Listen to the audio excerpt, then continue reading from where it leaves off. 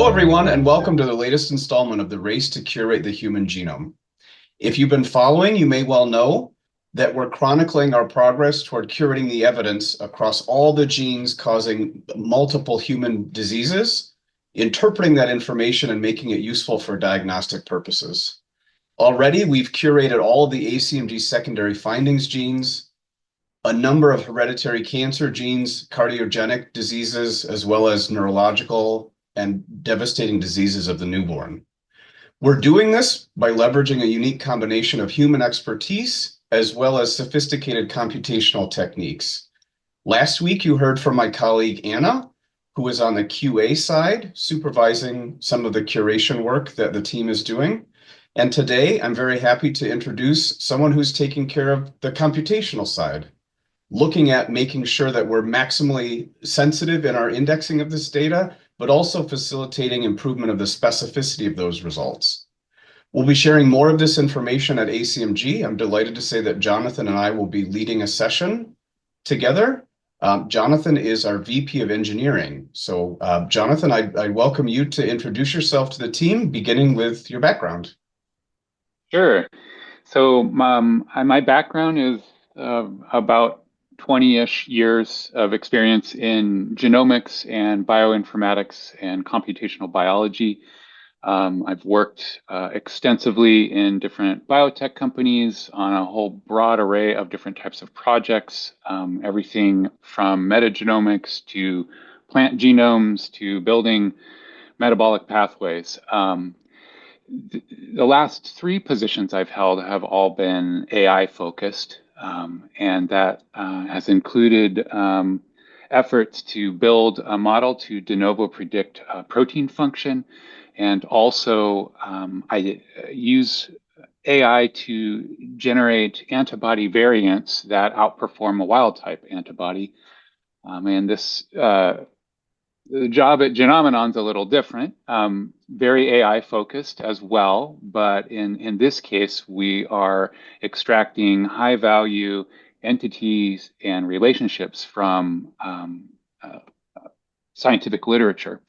And this is an interesting problem and a new space for me to work in. It's got a very clinical end to it as well, a very human disease focus and genetic variant focused. That's a fun new territory in my career.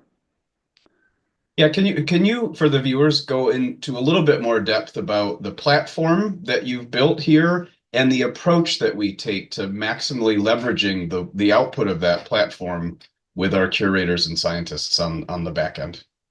Absolutely. So I've been here for about a year. The kind of the historical technology that we have, which is named Genomics language processing, is based on kind of fundamental natural language processing (NLP), and it was used very effectively to extract genes and gene variants for humans from the literature corpus, and then that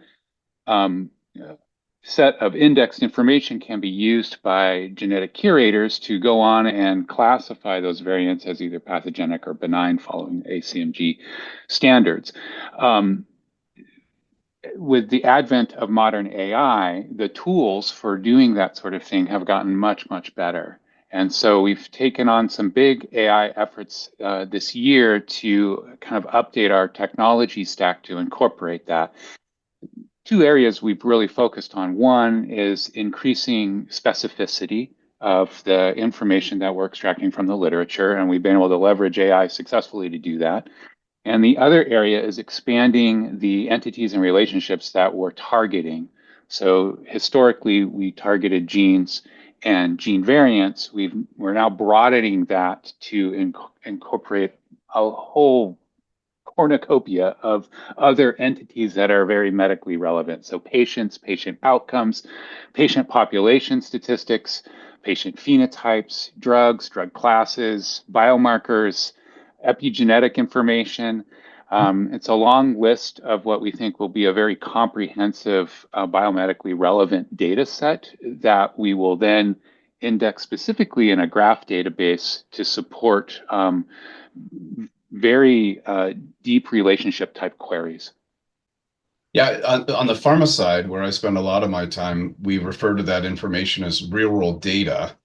It's different than the real world data that you see in the EHR, in that it's patterned in the scientific and clinical literature, as you say, but it nevertheless is all of those points of information, the patient journey, the lab values, the phenotypes, the treatments, the outcomes. So widening that aperture beyond variance, I feel like will be very valuable on that side of the spectrum for drug discovery and understanding disease, as well as on the clinical diagnostic side in really understanding how this information comes to bear in helping diagnose these patients.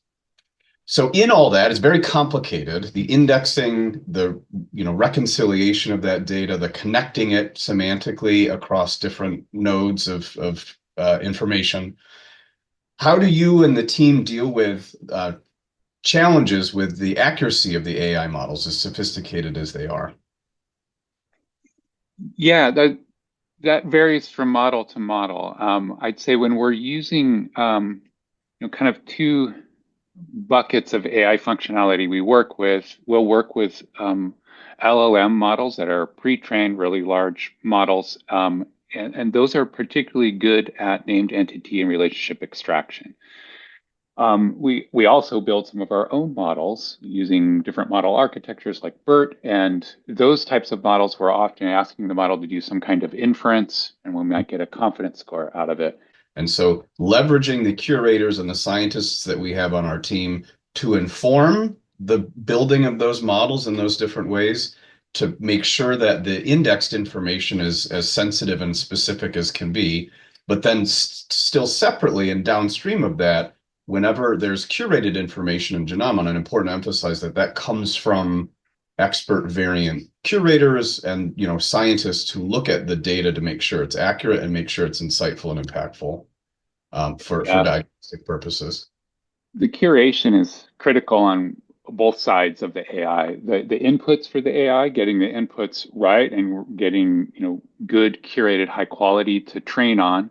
And then on the output to convince ourselves that we're getting what high quality data coming out, that also needs to be curated.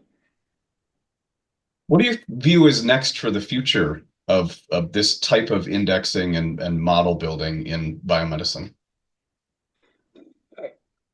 I think we're in, I'm going to call it phase one, where the first part of that problem is more of the extraction and relationship identification problem. So we have a large corpus of full text articles to scan.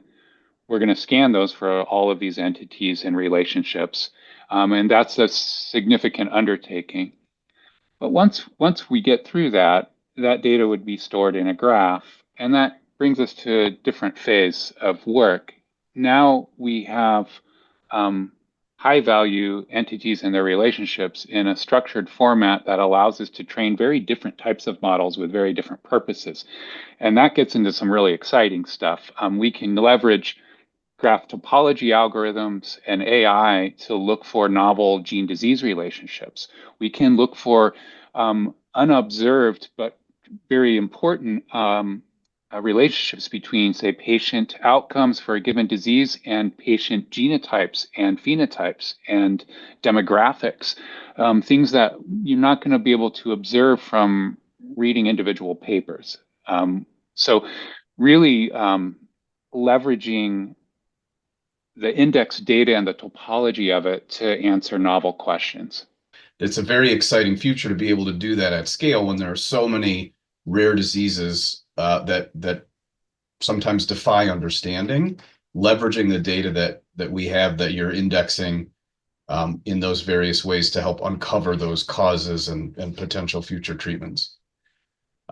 Well, so Jonathan, thank you so much for spending a few brief moments with me here. Just to remind the audience, Jonathan and I will be sharing the stage at ACMG. I will also be giving a separate talk referring to some of the curation work that the team has done with respect to the ACMG secondary findings.